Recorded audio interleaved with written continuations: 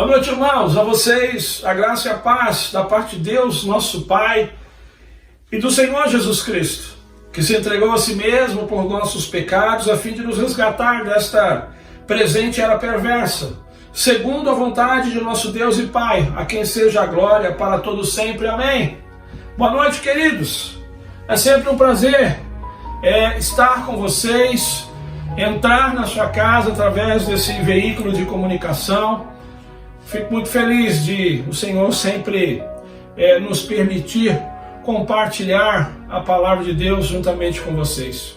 Queridos, eu queria lembrar que nesse domingo, dia 6 de setembro, nós retomamos aí com as nossas atividades presenciais. Teremos aí um culto às 18h30. Estamos preparando, organizando tudo para que aqueles irmãos que estiverem conosco nessa forma presencial possam se sentir totalmente seguros para adorarem ao Senhor juntamente conosco. Queridos, o tema da nossa mensagem neste dia é atitudes com relação a Jesus.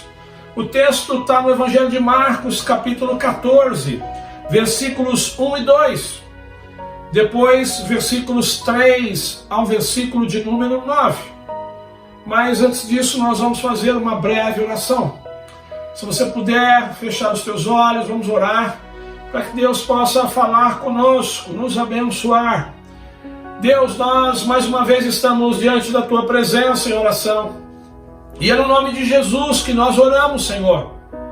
Pai, nós queremos mais uma vez Te agradecer, Senhor, pela Sua vida na nossa vida, pelo perdão dos nossos pecados, pela vida eterna, pela salvação que nós temos em Cristo Jesus. Pai, perdoa os nossos pecados, tem misericórdia de nós. Senhor, nós queremos também Te agradecer por esse tempo, por essa rica oportunidade, por esse retorno das nossas atividades presenciais. Queremos Te agradecer, a Deus, por todo o cuidado que o Senhor tem dispensado a nós. Muito obrigado. Deus, tem misericórdia, Senhor, daqueles que se encontram enfermos. Traz a cura, Senhor. Abençoa. Visita, Senhor Deus, esse leito de hospital, essa UTI. Abençoa, Deus, aqueles que estão desempregados também. Abre portas de emprego, Senhor. Abençoa aquelas famílias, ó Deus, que porventura estão com relacionamentos quebrados, Pai. Trabalha, Deus, para que as pessoas consigam se perdoarem, Senhor Deus. Abençoa, Pai, para que elas possam viver tudo aquilo que o Senhor sonhou para elas, Pai. Ó Deus, muito obrigado por tudo. Continua conosco, em nome de Jesus, Pai, que nós oramos e agradecemos. Amém e graças a Deus. Atitudes com relação a Jesus. Evangelho de Marcos, capítulo de número 14. Evangelho de Marcos, capítulo 14, meus irmãos, amigos, Jesus, ele está vivendo a sua última semana em Jerusalém. É no final dessa semana que Jesus ele vai realizar o projeto para o qual ele foi enviado. Morrer pelos nossos pecados, para que por meio da sua morte pudéssemos obter o perdão dos nossos pecados e ressuscitar, para que por meio da sua ressurreição, aqueles que têm a sua fé nele, ressuscitem também para a vida eterna. Durante essa última semana, alguns grupos, algumas pessoas, têm diferentes atitudes com relação ao Senhor Jesus. E é justamente sobre algumas dessas atitudes que eu gostaria de confrontar você nessa noite. A fim, é claro, de levá-lo a uma decisão positiva com relação a Jesus e a sua obra. E se assim for, com certeza melhorar a sua relação com Deus. E por que não falar também da sua vida? Então, a primeira atitude que eu gostaria de destacar nesse texto é a atitude das autoridades religiosas. Evangelho de Marcos, versos 1 e 2.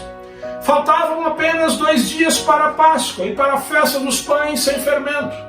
Os chefes dos sacerdotes e os mestres da lei estavam procurando um meio de flagrar Jesus em algum erro e matá-lo.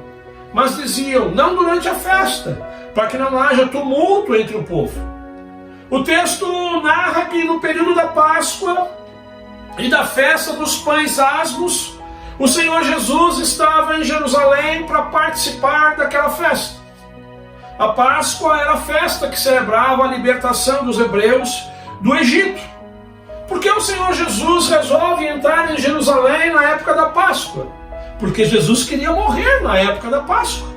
A celebração da Páscoa e a morte de Jesus tem tudo a ver. O apóstolo Paulo diz que Jesus é o nosso Cordeiro Pascal. 1 Coríntios capítulo 5, verso de número 7.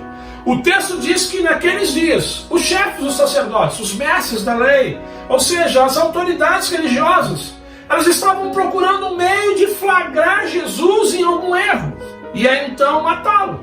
Mas o versículo 2 diz que eles diziam, não durante a festa, para que não haja tumulto entre o povo. Ou seja, apesar da intenção de matar Jesus, os líderes religiosos sabiam que Jesus tinha muitos seguidores, Jesus havia abençoado muita gente, Jesus havia ensinado muita gente, por isso muita gente então seguia Jesus, porque muita gente também entendia que Jesus era o Messias. Então eles resolveram não matar Jesus naquele momento, resolveram planejar uma emboscada em outro momento, fora da festa da Páscoa. O interessante é que até naquele momento da festa da Páscoa, como eu disse agora há pouco, Jesus ele havia ensinado muita gente, ele havia curado muitos enfermos, Jesus havia alimentado multidões, Jesus havia expulsado muitos demônios, mas as autoridades religiosas da época estavam bastante insensíveis a tudo aquilo que Jesus já havia feito, realizado na vida de muita gente.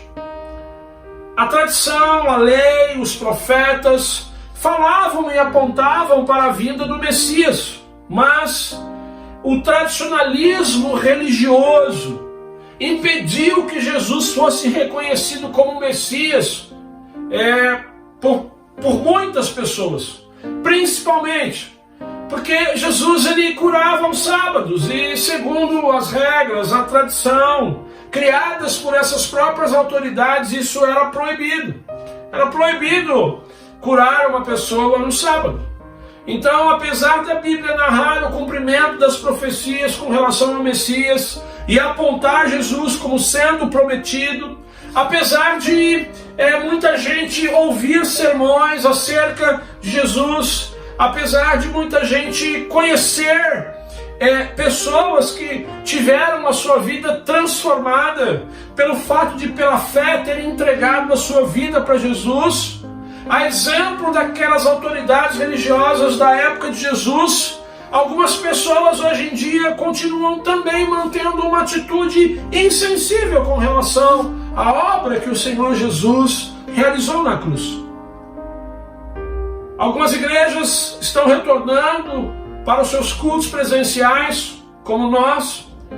Tem muita gente que gosta, tem muita gente que está ficando animada com esse retorno das igrejas, porque gosta de ir a uma igreja, gosta de ouvir uma mensagem pregada, cantada, gosta daquela atmosfera que existe na adoração a Deus. Mas, infelizmente, apesar de gostar de todas essas coisas, tem gente que não se entrega para Jesus. Tem gente que não se arrepende dos seus pecados, não convida Jesus para ser seu Senhor e Salvador.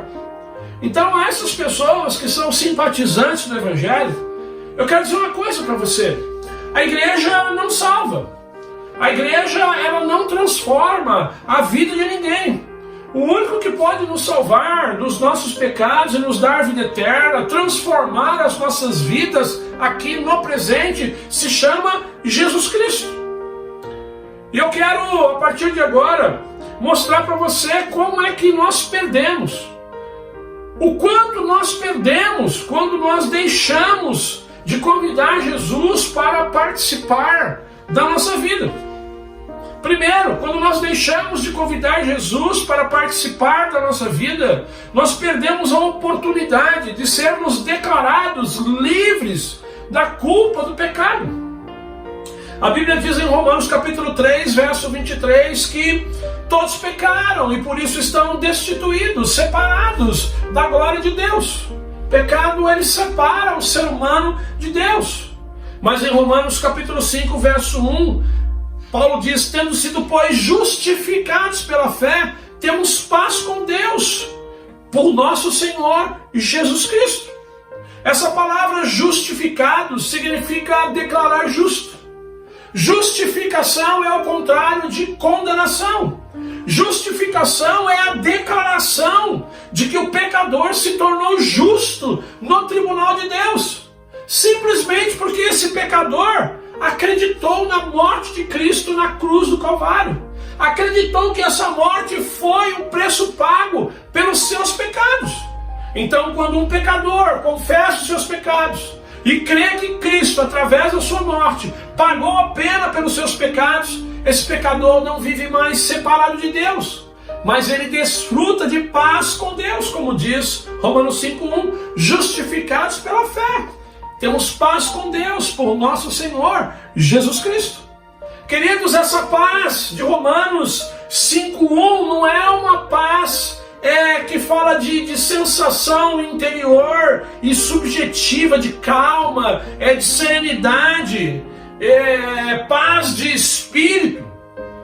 Mas essa paz, ela é sobretudo uma posição objetiva. Essa paz fala de um novo relacionamento com Deus, porque antes de uma pessoa se arrepender dos seus pecados e se voltar em fé para Cristo Jesus, biblicamente falando, essa pessoa ela é inimiga de Deus. Romanos 5:10 diz: se quando éramos inimigos de Deus, fomos reconciliados com Ele mediante a morte de seu Filho, quanto mais agora, tendo sido reconciliados, seremos salvos por sua vida. Então, se antes éramos inimigos, após aceitarmos Jesus como Senhor e Salvador, nos tornamos amigos. Ou seja, a nossa batalha com Deus terminou. E terminou para sempre. Nós não somos mais inimigos de Deus quando nos arrependemos dos nossos pecados e nos voltamos em fé para Jesus Cristo. Colossenses 1, 21, 22. Antes vocês estavam separados de Deus e em suas mentes eram inimigos por causa do mau procedimento de vocês. Mas agora, Ele, Jesus Cristo, os reconciliou pelo corpo físico de Cristo, mediante a morte, para apresentá-los diante dele santos, inculpáveis e livres de qualquer acusação. Segundo, quando nós deixamos de convidar Jesus para ser o Senhor e Salvador das nossas vidas, sabe o que nós perdemos também? A oportunidade de nascermos de novo. O novo nascimento, querido, é uma vida totalmente nova. O novo nascimento é resultado de uma vida entregue a Jesus. Eu estou falando aqui de libertação do poder do pecado, eu estou falando aqui de libertação daquilo que nos aprisiona.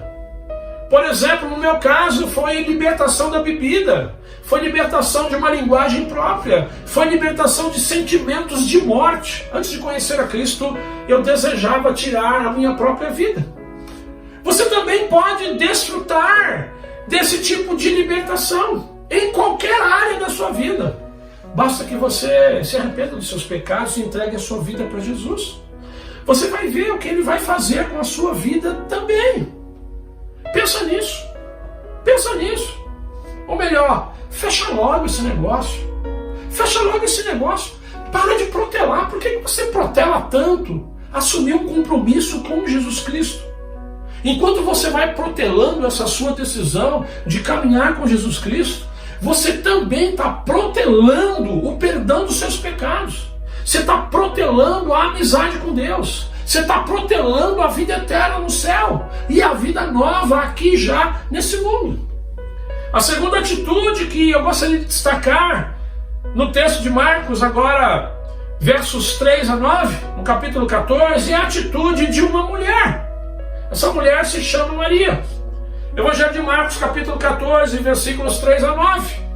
Estando Jesus em Betânia, reclinado à mesa na casa de um homem conhecido como Simão leproso, aproximou-se dele certa mulher com um frasco de alabastro, contendo um perfume muito caro, feito de nardo puro. Ela quebrou o frasco e derramou perfume sobre a cabeça de Jesus. Alguns dos presentes começaram a dizer uns aos outros, indignados: por que esse desperdício de perfume? Ele poderia ser vendido por 300 denários e o dinheiro dado aos pobres. E a repreendiam severamente. Deixem-na em paz, disse Jesus. Por que estão perturbando? Ela praticou uma boa ação para comigo. Pois os pobres vocês sempre terão consigo e poderão ajudá-los sempre que o desejarem. Mas a mim vocês nem sempre terão. Ela fez o que pôde. Derramou perfume em meu corpo antecipadamente, preparando-o para o sepultamento. Eu lhes asseguro que onde quer que o evangelho for anunciado, em todo o mundo, também o que ela fez será contado em sua memória. Olha aí, essa palavra se cumprindo mais uma vez. Hoje nós estamos anunciando o evangelho e estamos trazendo o testemunho dessa mulher. Cristo disse que isso aconteceria, está acontecendo mais uma vez hoje. Mas vamos lá. Nem Marcos, nem Lucas nos informam o nome dessa mulher. Mas o Evangelho de João, lá no capítulo 12, narra que o nome dessa mulher é Maria. Qual Maria? Maria, irmã de Marta, irmã de Lázaro. O versículo número 3 diz que ela está na casa de um homem chamado Simão Leproso, participando de um jantar. É bem provável que esse homem tenha sido curado da lepra pelo Senhor Jesus. Então, em forma de gratidão, resolveu oferecer um jantar para o Senhor Jesus. Então, nesse jantar, Maria, num determinado momento, também, acredito eu, em um gesto de gratidão e amor pelo Senhor, porque o leitor da Bíblia sabe que Jesus ressuscitou o irmão dela, Lázaro. O que ela faz? Ela quebra um vaso de alabastro e derrama um perfume caríssimo sobre a cabeça do Senhor Jesus.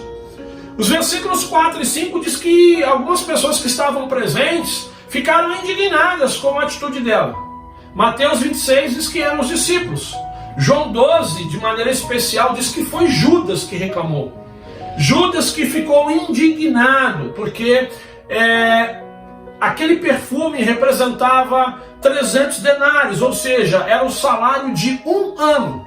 O salário de um ano do trabalhador na época.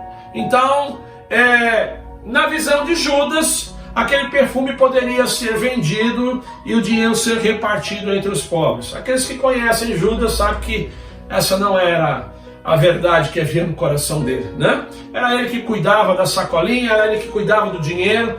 Então, com certeza, ele tinha outros planos para aquele dinheiro, não alimentar os pobres. Mas, baseado nesse fato, baseado na decisão que essa mulher tomou, a gente pode dizer que a atitude de Maria com relação a Jesus Cristo, naquele momento, foi uma atitude de sacrifício. Porque aquela mulher não ofertou qualquer coisa. Aquela mulher, ela não fez de qualquer jeito. Ainda nós podemos dizer que Maria, com o seu gesto, ela deu uma grande demonstração de amor e de gratidão, porque, como já dissemos, o Senhor Jesus havia ressuscitado o seu irmão Lázaro. Pois bem, queridos, com a pandemia, os dias ficaram mais difíceis para alguns, né? Os dias agora são muito mais marcados, como a gente tem dito, por dúvidas, por incertezas. Mas eu fiquei imaginando, pensando, que na nossa relação com o Senhor Jesus, na relação dos cristãos com o Senhor Jesus, não existem incertezas e dúvidas com relação ao nosso presente, ao nosso futuro. Por exemplo, Deus Pai, Ele entregou o que tinha de melhor para nós, o seu Filho, o seu único Filho, para morrer na cruz do Calvário, em nosso lugar. E Jesus Cristo, por sua vez, apesar de ter antevido como seria horroroso carregar os nossos pecados, né? Os pecados do mundo inteiro, nós sabemos que Jesus Cristo ele não voltou atrás. A Bíblia diz que ele foi obediente até a morte e morte de cruz, para que através da sua morte, da sua ressurreição, um novo e vivo caminho fosse aberto para todos aqueles que se arrependem dos seus pecados e colocam a sua fé em Jesus Cristo. Então, se você já se arrependeu dos seus pecados e colocou a sua fé em Jesus, né, meu irmão? E a sua vida tem testemunhado que isso de fato aconteceu, porque você vive uma vida nova, transformada, Você é uma pessoa salva? Nesse sentido, com relação ao futuro, então, não existem incertezas. Você é uma pessoa salva. Você está salvo por Jesus Cristo. Romanos capítulo 10, verso 9 e 10. Se você confessar com a sua boca que Jesus é Senhor e crer em seu coração que Deus o ressuscitou dentre os mortos, será salvo. Porque com o coração se crê para a justiça e com a boca se confessa a respeito da salvação. Ainda, Jesus também prometeu que estaria conosco todos os dias, até a consumação dos séculos, Mateus 28, 20, a parte B. E eu tenho certeza que Jesus ele tem estado com seus filhos.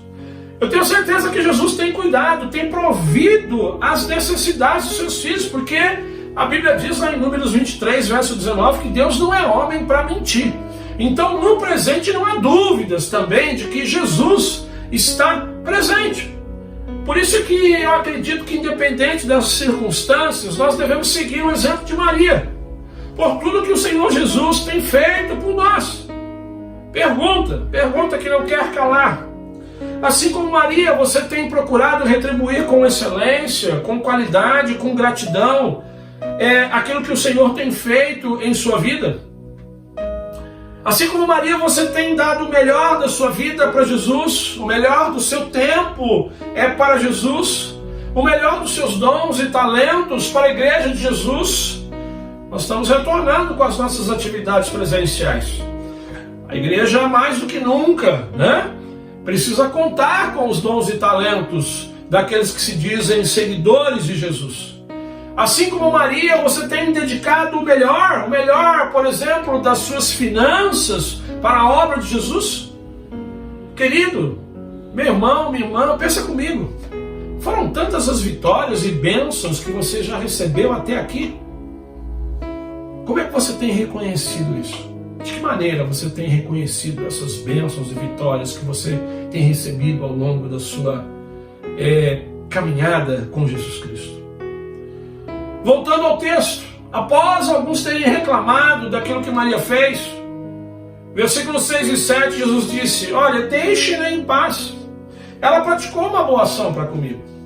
Os pobres vocês sempre terão consigo e poderão ajudá-los sempre que o desejarem, mas a mim vocês nem sempre terão.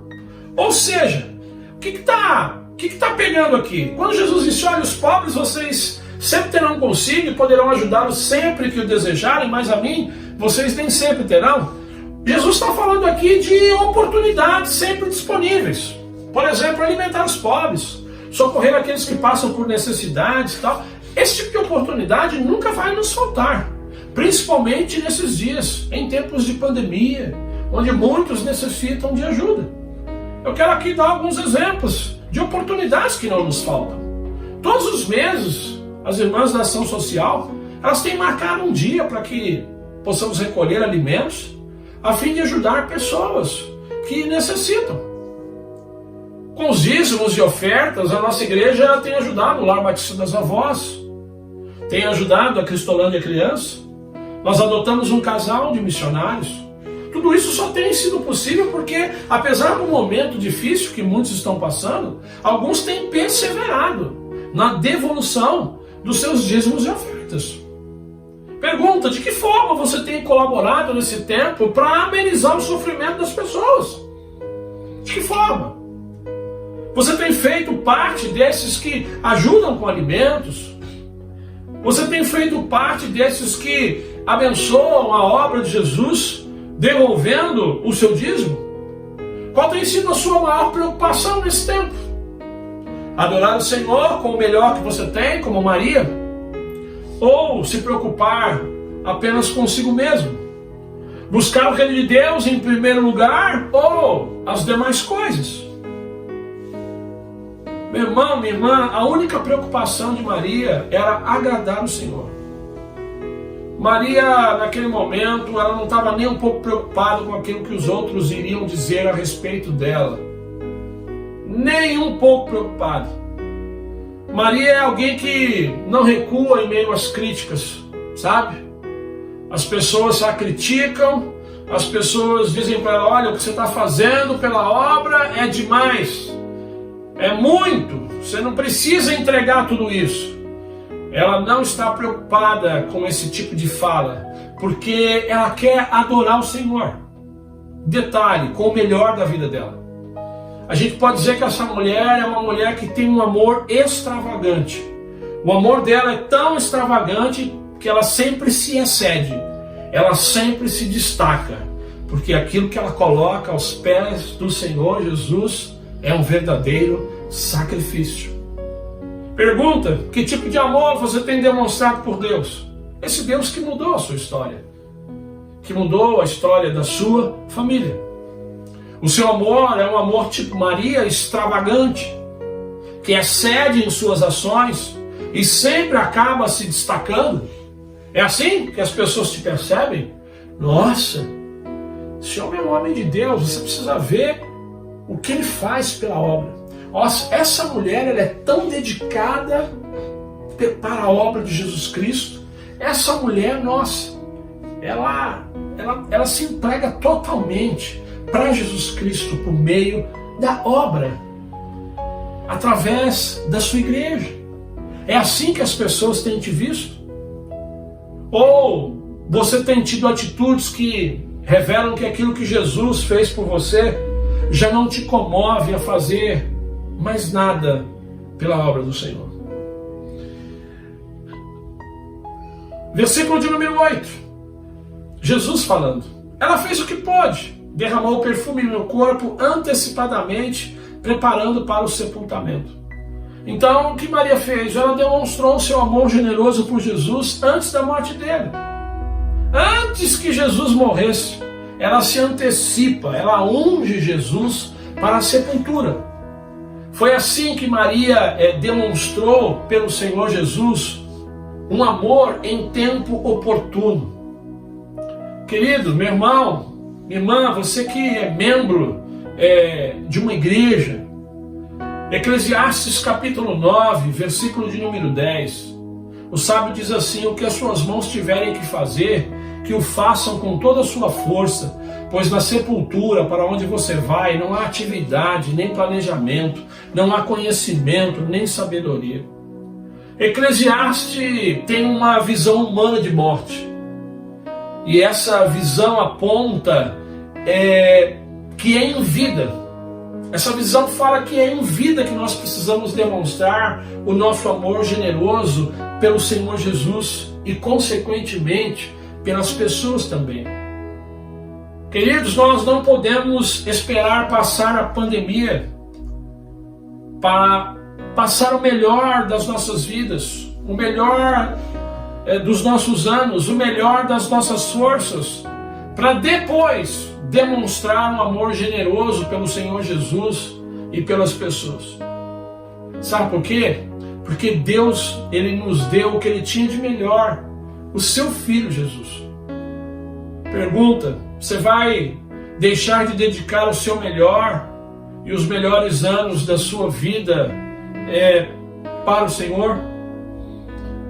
Repito, eu sei que nós estamos no centro de uma pandemia, que existem muitas dúvidas e incertezas com uma porção de coisas.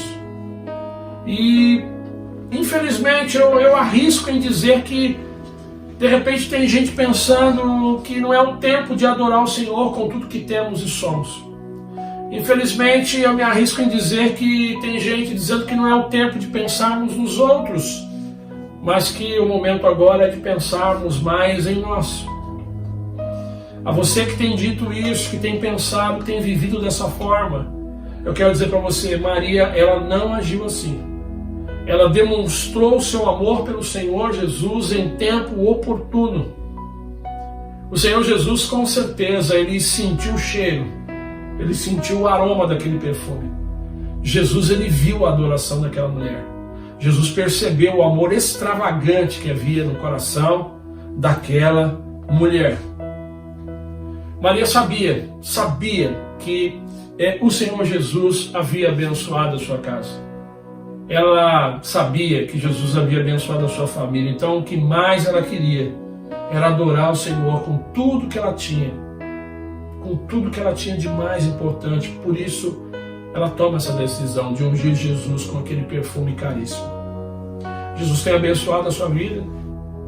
Jesus tem abençoado a sua casa. Na casa de Maria ele ressuscitou Lázaro. O que Jesus ressuscitou na sua vida? Eu tenho certeza que Jesus ressuscitou algumas coisas na sua vida, meu irmão, porque assim foi na minha vida. Na minha vida Jesus ressuscitou algumas coisas.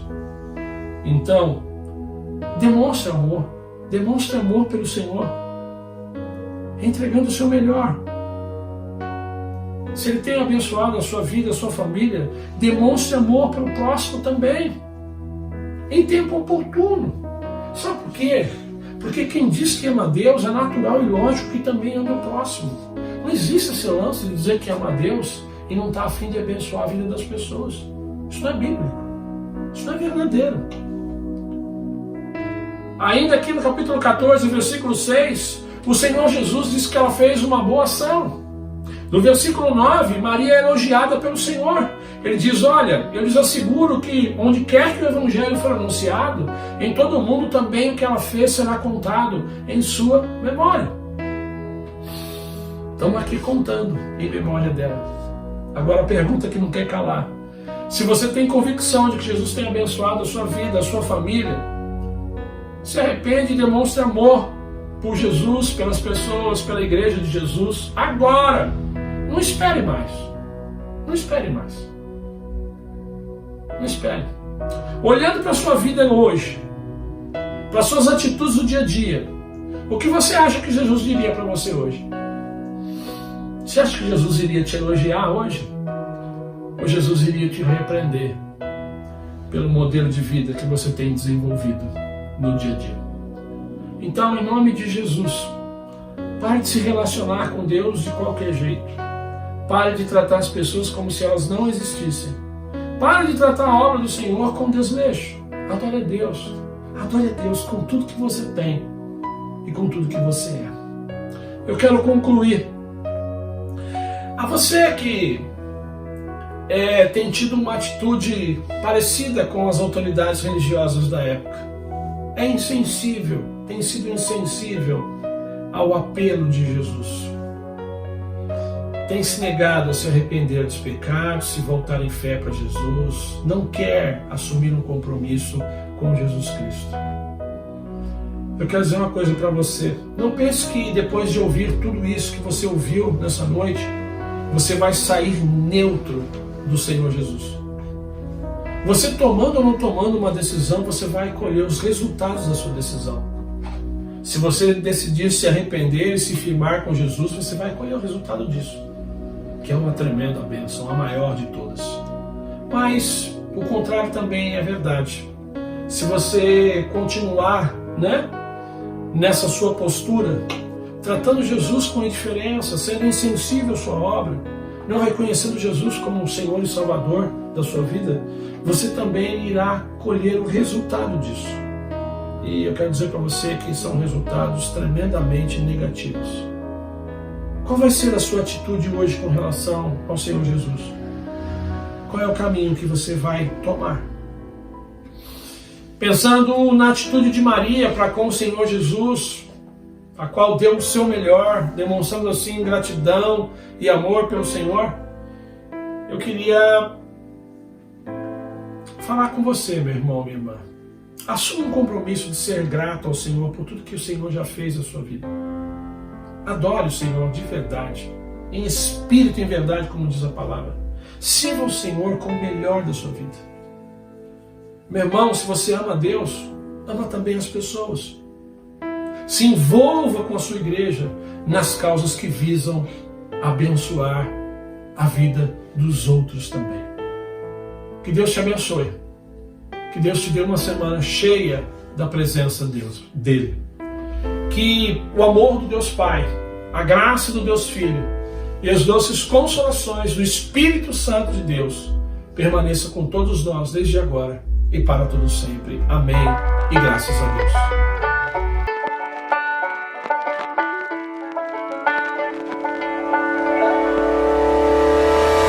Trago boas notícias de paz e alegria. Vos nasceu